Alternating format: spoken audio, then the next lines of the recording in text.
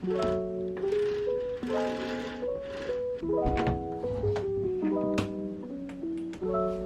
weekend semuanya. Apa nih rencana hari ini? Gimana kalau kita sharing bareng?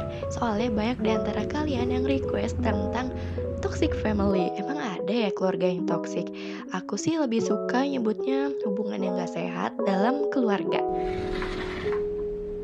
Kira-kira gimana ya ciri-cirinya dan apa sih yang bisa kita lakukan sebagai anak kalau kita ada di keluarga seperti itu? Nah, makanya simak video ini sampai habis. Tapi jangan lupa subscribe dulu channelku, like dan komen videonya, juga share ke teman-teman kalian biar kita bisa belajar bareng. Oke, kita langsung masuk ke pembahasannya.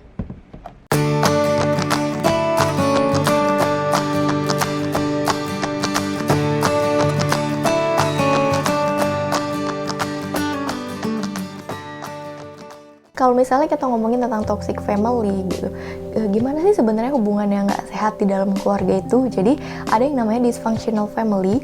Dysfunctional family itu yang pertama ciri-cirinya tidak ada empati di dalam keluarga antara anggota keluarga, misalnya sama orang tua ataupun orang tua ke anak atau kita ke saudara kita kayak gitu. Jadi dalam keluarga itu tidak ada empati dan tidak ada rasa saling menghargai. Lalu ciri yang kedua itu kita memiliki ketakutan atau mungkin ngerasa nggak nyaman ketika harus menyampaikan apa yang kita rasakan ke keluarga kita, misalnya ke orang tua ataupun ke kakak atau ke adik gitu. Jadi kita takut gitu kalau mau mengutarakan pendapat, menyampaikan apa yang kita rasakan dan apa yang kita pikirkan, itu kita tuh takut gitu dan ngerasa nggak nyaman kayak gitu. Terus yang ketiga ada lagi di mana orang tua tidak memenuhi kebutuhan anak gitu. Jadi apa yang anak butuhkan tidak dipenuhi oleh orang tuanya. Ciri berikutnya dari dysfunctional family itu ketika di dalam keluarga atau antara anggota keluarga itu nggak ada peran yang jelas gitu. Mungkin ayah tidak menjalankan perannya sebagai seorang ayah, ibu pun begitu, tidak ada batasan dalam keluarga, nggak ada aturan-aturan. Ciri berikutnya ada juga di mana orang tua terlalu menuntut anak dan tuntutannya itu atau ekspektasinya itu nggak realistis. Jadi mau apa yang dilakukan anaknya itu sesuai sama apa yang diinginkan orang tua atau sesempurna mungkin. Si dysfunctional family ini ada lagi jenis-jenisnya, aku sebutin sekilas aja ya. Jadi ada lagi yang keluarga itu di dalamnya selalu berkonflik kayak gitu. Jadi ribut terus, ada masalah terus. Atau ada juga yang dimana keluarga itu orang tuanya mungkin sakit atau mengalami gangguan kesehatan mental gitu. Nah ini biasanya anak yang justru berubah peran, harusnya jadi anak tapi dia jadi orang tua, dia yang bertanggung jawab ngurusin orang tuanya kayak gitu. Dan ada juga keluarga yang ya udah memang saling mengabaikan, tidak peduli, nggak ada kehangatan, kayak ya udah lo gue kayak gitu mungkin. Terus ada juga keluarga yang tidak mau memenuhi kebutuhan anaknya, ya seperti itu tadi ya, tidak peduli dan mengabaikan anaknya. Ada juga orang tua yang mungkin salah satunya itu sangat dominan, jadi apa yang dikatakan misalnya ayahnya ya harus diikutin oleh seluruh anggota keluarga. Nah, sebenarnya apa sih dampaknya kalau kita ada di keluarga yang tidak sehat gitu?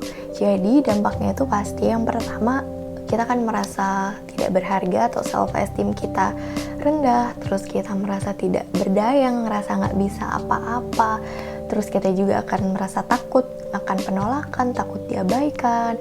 Kita mungkin juga bisa kayak apa ya, nggak tertarik gitu sama hubungan keluarga yang sehat, karena ketika kita dari kecil udah di keluarga ini misalnya, ya yang aku tahu hubungan keluarga itu seperti itu, padahal sebenarnya itu nggak sehat kayak gitu. Jadi kita udah terbiasa sama pola-pola hubungan dalam keluarga yang tidak sehat. Terus juga kita jadi bisa kesulitan untuk mengekspresikan emosi. Kita nggak tahu misalnya, oh ternyata marah itu kayak gini loh, sedih itu kayak gini tuh. Terus kita juga nggak tahu gimana cara mengekspresikan emosinya dengan sehat. Ya cuman itu, ada juga dampak di mana kita memiliki kesulitan untuk melakukan interaksi sosial. Misalnya sulit untuk menjalin hubungan yang sehat dengan orang lain, untuk berteman kayak gitu. Nggak cuma berteman aja ya, hubungan romantis juga, misalnya sama hubungan sama pacarnya mungkin juga tidak sehat ataupun toxic juga. Nah, kalau kalian ngerasa masih bingung gimana sih toxic relationship itu, kalian bisa tonton videoku, nanti aku kasih cardnya di atas. Terus rasanya kok semua yang dijelaskan tadi ada di keluargaku ya kak? Nggak apa-apa, jangan berkecil hati, karena kita memang nggak bisa memilih kita ada di keluarga seperti apa, kita dilahirkan oleh siapa, punya orang tua siapa. Tapi tenang aja, kita bisa menentukan keluarga seperti apa yang nantinya kita ingin bangun di masa depan kita ya, dalam keluarga kecil kita nanti gitu. Terus kira-kira gimana nih caranya menghadapi toxic family itu tadi? Kalau misalnya kita menyampaikan sesuatu ke orang tua nanti dibilang nggak sopan dong kak gitu. Tenang, cara pertama yang bisa dilakukan adalah dengan belajar menerima dan memaafkan orang tua kita. Oke, aku menerima, aku ada di keluarga yang seperti ini, aku memaafkan orang tuaku gitu. Karena balik lagi, kita memang nggak bisa memilih kita ada di keluarga yang seperti apa, tapi kita bisa memilih untuk seperti apa sih kita ingin membangun keluarga di masa depan gitu. Dan yang kedua, fokus aja sama apa yang memang bisa kita kontrol, seperti perasaan, perilaku, dan pikiran kita gitu. Karena bagaimana orang tua kita mengasuh kita itu semua di luar kendali kita.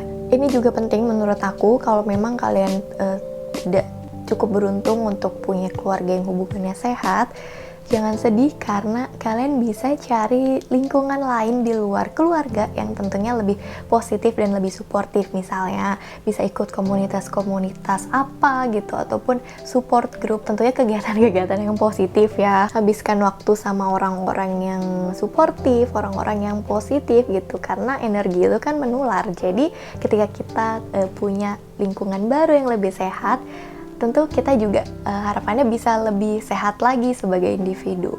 Kayak mulai membatasi hubungan kita dengan orang-orang yang ataupun anggota keluarga yang tidak memberikan dampak positif dalam hidup kita.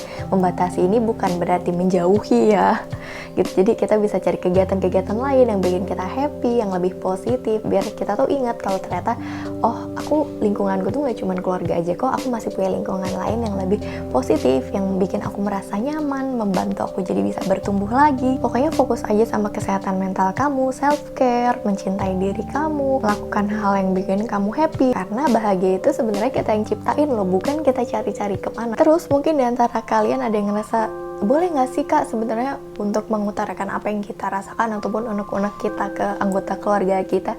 Boleh banget, nggak ada yang salah, tapi ingat sampaikan secara asertif gitu, menyampaikan apa yang kita rasakan tapi tanpa menyakiti orang tua kita gitu. Jadi kita tetap kayak win-win solution gitu, kita bisa menyampaikan apa yang kita inginkan tapi kita juga nggak menyakiti orang tua kita, karena bagaimanapun juga mereka adalah orang tua kita yang merawat kita.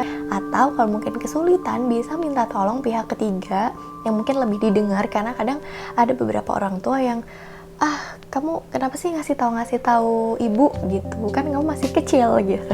Jadi boleh minta bantuan dari pihak ketiga, misalnya dari tante, dari om, kayak gitu, yang mungkin sekiranya lebih didengar sama orang tua. Terus kalau misalnya kalian ngerasa ada di keluarga ini bikin aku jadi makin gak bisa produktif, kegiatan sehari-hariku terganggu, ataupun mungkin jadi sangat cemas, jadi stres, nah gak ada salahnya untuk mencari bantuan profesional seperti ke psikolog.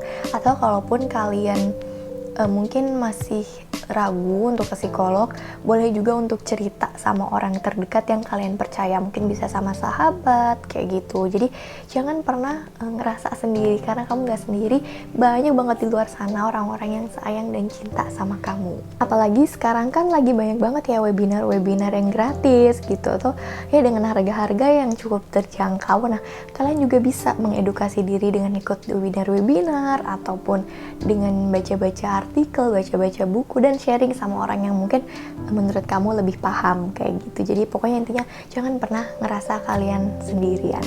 Jadi sekian sharing kita kali ini tentang toxic parenting dan toxic family.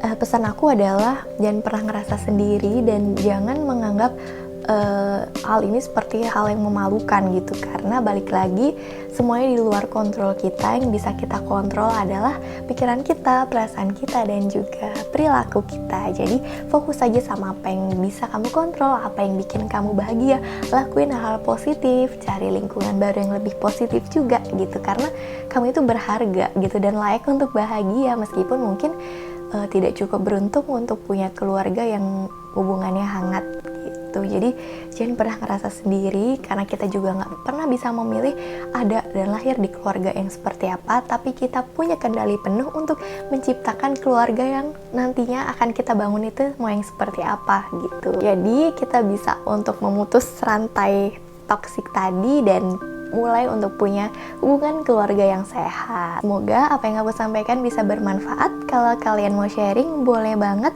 DM di Instagram aku @arlinain. Jangan lupa di follow. Aku juga punya TikTok sekarang @arlinain juga.